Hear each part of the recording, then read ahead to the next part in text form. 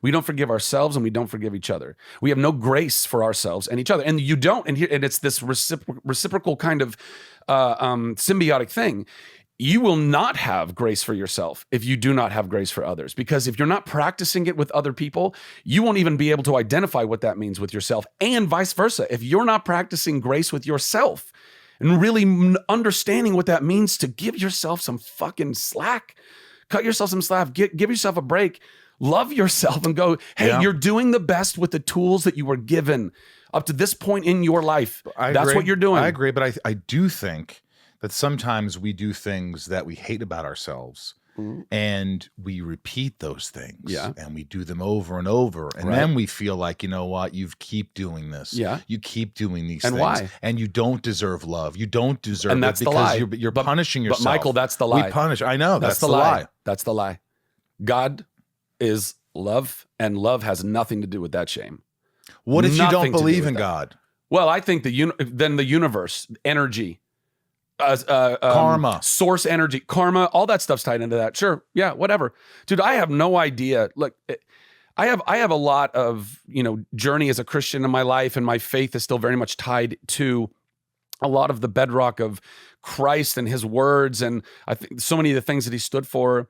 But I would never, ever be able to tell you with any certainty at all that I know who and what the entirety of God is. Anyone who's selling you that, I think, really needs to take a hard look at their own hubris. Right. I think it is ridiculous as human beings that within one sentence, within one breath, we can both say, there is a God, and I know everything about them. Right. If there's a God, you know fucking nothing.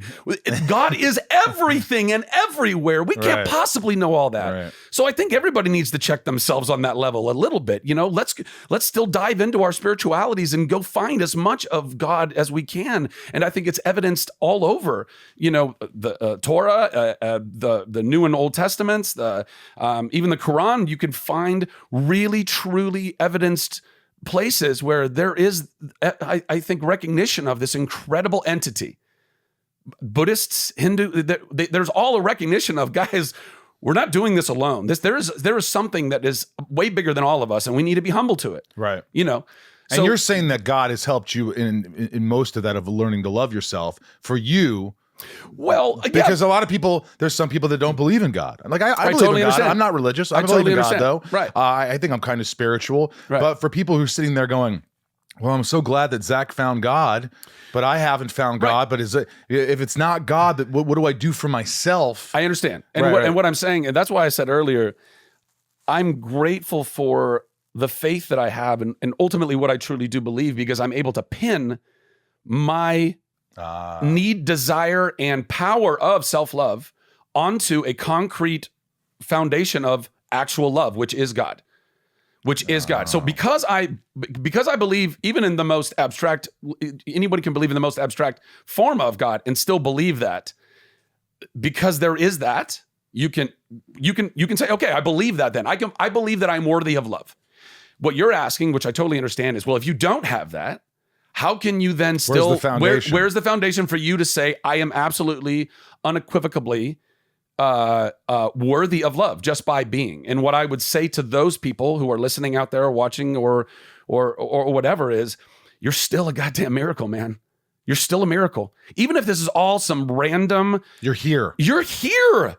If this is all some random thing that just happened to blow up in this big bang, or whatever that is, and we've evolved doing all of these things, which, by the way, I actually think that the story is a lot of all of that. I'm not a Christian who believes there is no evolution. I go, why the hell not? Okay, God's God. If God wants to do things and evolve animals along the way to make all the things that God wants to make, rock and roll, Right. I don't know. There's also Christians I know that are super oh, I don't know astrology. I go, I don't know. Who's to say that God didn't do all of the things and also made this whole universe to at least in part be this cool celestial clock that makes us all different in cool ways? Who are you to say what God is doing with whatever God wants to do? But what I like about what you just said, but if you rewind just a little, you said, you're here. You're here. You're a miracle. So you're a miracle. Even regardless you're a miracle. of whether you're a miracle or not, even regardless, you're here. No, on this, that's still a miracle. It is still a miracle. No, Mike. No, hear me out. You can be a miracle and connect that to some spirituality. You're also just a scientific miracle. the odds of you existing, the odds of this planet doing what it's doing, and that all of us, all of our individual spirits and energies, whether that's an energy that's connected to each other or a bigger thing, or it's an energy that's just exclusively within you, you have actual energy, glucose and all that shit flying through your body, the coffee that we're drinking, the sunshine that we're feeling, that's all real energy, that's all real science, and that's all a fucking miracle. This is a miracle place. So you can either decide I am worthy of love because I was created intentionally by an incredible artist and architect, or I'm a miracle and I'm worthy of being loved because I fucking made the lottery. Hey,